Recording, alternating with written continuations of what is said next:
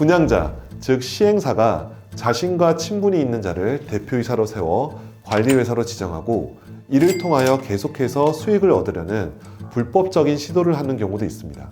분양계약서에 분양자가 지정한 관리주체가 최초 5년간 관리한다 라는 내용이 있다고 하더라도 이는 분양계약에 불과하므로.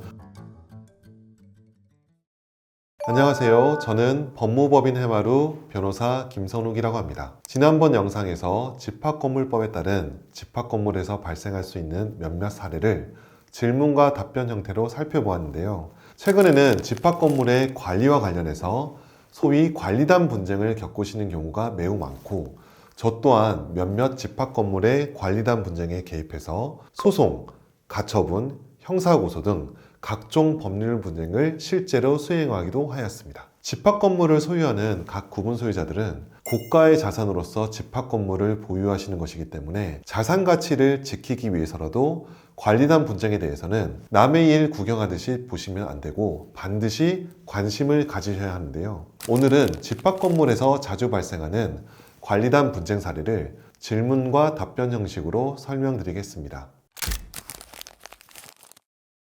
공용 부분의 관리에 관한 사항은 관리단 집회 결의를 거쳐야 하고, 결의 없이 한 법률 행위는 효력이 없습니다. 집합건물법 제16조 제1항은 공용 부분의 관리에 관한 사항을 집회 결의로 결정하도록 규정하고 있는데, 이는 단순히 관리인의 대표권을 제한하는 것이 아니라 계약 자체의 효력을 결정하는 강행 규정으로서의 효력을 가지고 있습니다. 따라서 관리인이 청소 용역, 경비 용역, 시설 관리 등 공용 부분의 중요한 관리와 관련된 계약을 체결하려면 반드시 관리단 집회의 결의를 받아야 합니다. 다만 집합건물법 제16조 제3항은 규약으로서 달리 정할 수 있다라고 정하고 있습니다. 규약으로 특정한 사항을 관리인 혹은 관리위원회에게 위임했다면 그 범위 내에서는 관리단 집회의 결의 없이도 계약을 체결할 수 있습니다. 관리단 집회 소집이 쉬운 일은 아니기 때문에 보통의 경우에는 규약을 통해서 관리인이 관리위원회의 동의를 얻어서 진행하도록 규약이 정하고 있는 것입니다. 집합건물법 제33조 제2항에 따르면 구분 소유자의 5분의 1 이상이 회의 목적 사항을 구체적으로 밝혀서 관리단 집회 소집을 청구하면 관리인은 집회를 소집해야 합니다. 만약 관리인이 소집 청구를 받고도 2주 이내에 소집 통지를 하지 않으면 집합건물법 제33조 제3항에 따라 소집을 청구한 구분 소유자가 법원의 허가를 받아서 직접 집회를 소집할 수도 있습니다. 관리인이 아예 없는 경우에는 집합건물법 제33조 제4항에 따라서 구분 소유자의 5분의 1 이상이 직접 관리단 집회를 소집할 수 있습니다. 소집 절차는 일주일 전까지 회의의 목적사항을 구체적으로 밝혀서 각각의 구분 소유자에게 통지를 하고, 집회 진행 과정을 녹화 또는 녹취를 하고, 의장과 구분 소유자 2인 이상이 서명 날인한 의사록을 반드시 작성을 해야 합니다. 집합건물법 제34조는 소집 통지를 구분 소유자가 소유하는 전유 부분이 있는 장소로 발송을 하고, 통상적으로 도달할 시기에 도달한 것으로 보는 완화된 발신주의를 채택하고 있습니다. 즉, 민법상 도달주의와 달리 실제로 구분 소유자가 통지를 받았는지 여부와 관계없이 적절한 장소로 발송을 하면 통지 의무를 이행한 것으로 봅니다. 이는 모든 구분 소유자의 실제 주소를 확인하고 도달 여부를 확인하는 것이 사실상 불가능하기 때문입니다. 최근 판결에서는 등기사항 증명서에 있는 주소지로 발송을 하고 건물 내에 엘리베이터나 복도에 공고문을 게시한 경우에는 일부 구분 소유자가 통지를 받지 못했다고 하더라도 결의의 취소 사유가 되지 않는다라고 판단한 사례가 있습니다. 다만 소집권자가 의도적으로 특정 구분 소유자를 배제하려는 목적으로 통지를 게을리했다면 결의의 취소 사유가 될 수 있습니다. 최근 판결은 관리인이 임기가 종료하여 사임을 한 이후에는 소집 권한이 존재하지 않으며 그가 소집한 관리단 집회는 적법한 소집권자에 의한 것이 아니라고 판단했습니다. 집합건물법 제24조에 따라 관리인은 관리단 집회 결의로 선임되고 그리고 해임까지 됩니다. 관리인이 해임이 되거나 혹은 사임을 하면 그 즉시 관리인으로서의 모든 권한을 상실하며 제32조와 33조에 따른 관리단 집회의 소집 권한도 사라지게 됩니다. 관리인이 사임한 후 새로운 관리인이 선임되기 전까지는 제24조의 2에 따라서 법원에 임시관리인 선임을 청구하거나 제33조 제4항에 따라 구분 소유자의 5분의 1 이상이 직접 관리단 집회를 소집해야 하는데요. 따라서 이미 사임한 관리인이 소집한 총회는 소집 절차에 중대한 하자가 있어 결의 취소 사유에 해당할 수 있다는 것을 유념하셔야 합니다. 집합건물법 제16조 제2항은 구분 소유자의 승낙을 받아서 전유 부분을 점유하는 자, 통상 임차인이 되죠. 그 임차인은 집회에 참석해서 구분 소유자의 의결권을 행사할 수 있다라고 규정하고 있습니다. 2012년에 집합건물법 개정으로 인해서 신설된 이 규정은 관리인 선임에 관해서는 임차인이 구분 소유자의 동의나 위임 없이도 독자적으로 의결권을 행사할 수 있도록 하고 있습니다. 다만 구분 소유자의 권리 의무에 특별한 영향을 미치는 사항인 규약의 제정이나 변경, 재건축 결의 등의 경우에는 사전에 구분 소유자의 동의를 반드시 받아야 합니다. 임차인의 의결권은 구분 소유자의 의결권보다 후순위에 있고 오로지 보충적으로만 행사할 수 있습니다. 따라서 구분 소유자가 집회에 참석해서 의결권을 행사했다면 임차인은 의결권을 행사할 수가 없는 것입니다. 판결에 따르면 집합건물법 제34조에 따른 관리단 집회 소집을 통지하는 경우 서면으로 의결권을 행사할 수 있다는 내용을 그 소집 통지에 담아야 하고 서면 의결권 행사에 필요한 자료를 소집 통지서에 첨부를 해야 합니다.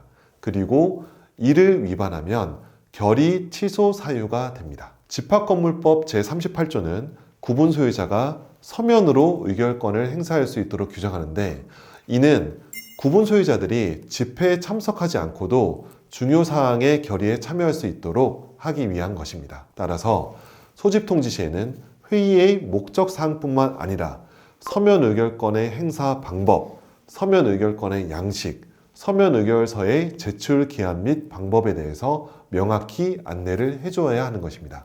특히 규약의 제정이나 변경이 안건에 포함된 경우에는 그 재개정안을 반드시 첨부해야 합니다. 이러한 자료를 첨부하지 않은 소집 통지로 개최된 총회 결의는 제42조의 2, 제1호의 소집 절차 위반에 해당하며 결의 취소의 소를 구분 소유자가 제기할 수 있습니다. 그리고 그와 같은 소송을 제기할 경우 판결이 너무 늦게 나온 경우도 많기 때문에 결의 효력을 정지시키는 가처분을 반드시 신청해야 합니다.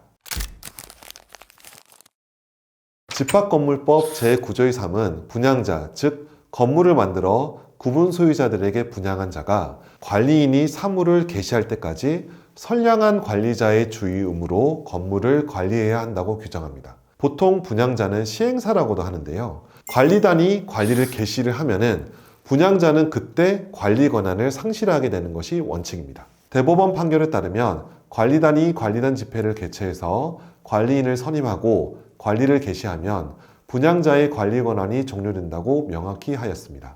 즉, 단순히 입주가 시작되었다고 해서 자동으로 분양자의 관리 의무가 끝나는 것이 아니고 관리인이 선임이 되어 관리 업무를 개시를 할 때 분양자의 관리 의무가 끝나는 것입니다. 분양계약서에 분양자가 지정한 관리 주체가 최초 5년간 관리한다 라는 내용이 있다고 하더라도 이는 분양계약의 부수적 약정에 불과하므로 집합건물법 제9조의 3에 우선할 수는 없습니다. 따라서 구분 소유자들은 언제든 집합건물법 제33조에 따라서 관리단 집회를 소집하여 관리인을 선임할 수 있으며 관리인이 선임되어 사무를 개시하면 분양자와 그리고 그가 위탁한 관리회사의 관리 권한은 종료가 되는 것입니다. 분양자, 즉 시행사가 자신과 친분이 있는 자를 대표이사로 세워 관리회사로 지정하고 이를 통하여 계속해서 수익을 얻으려는 불법적인 시도를 하는 경우도 있습니다.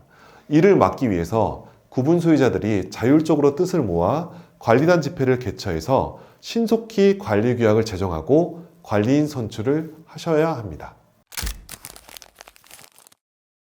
집합건물법 제24조의 2, 제1항은 관리인이 없는 경우 법원에 임시관리인 선임을 청구할 수 있다라고 규정하고 있습니다. 지난 영상에서 말씀드린 것처럼 선임된 관리인이 없다면 별도로 손해 발생 우려를 입증하지 않더라도 임시관리인 선임을 청구할 수 있습니다. 임시관리인은 법원이 선임하고 집합건물법 제24조의 2 제3항에 따라 관리인의 권한과 의무를 그대로 가지게 됩니다. 따라서 공용부분의 보존행위, 관리비 징수, 집회 소집 등 관리인이 할 수 있는 모든 행위를 할 수 있습니다. 임시관리인의 임기는 법원이 정하며 정식 관리인이 선임되면 임시관리인의 직무는 그대로 종료가 되게 됩니다. 임시관리인은 보통 법원이 지정하는 경우가 많습니다. 임시관리인 선임 청구를 할 때 건물 관리에 적정한 자를 지정하는 경우에 법원이 이를 면밀히 심사하여 그를 그대로 선임해 주는 경우도 있고 저 또한 몇몇 사건에서 그와 같은 선임 사례를 끌어낸 적도 있습니다.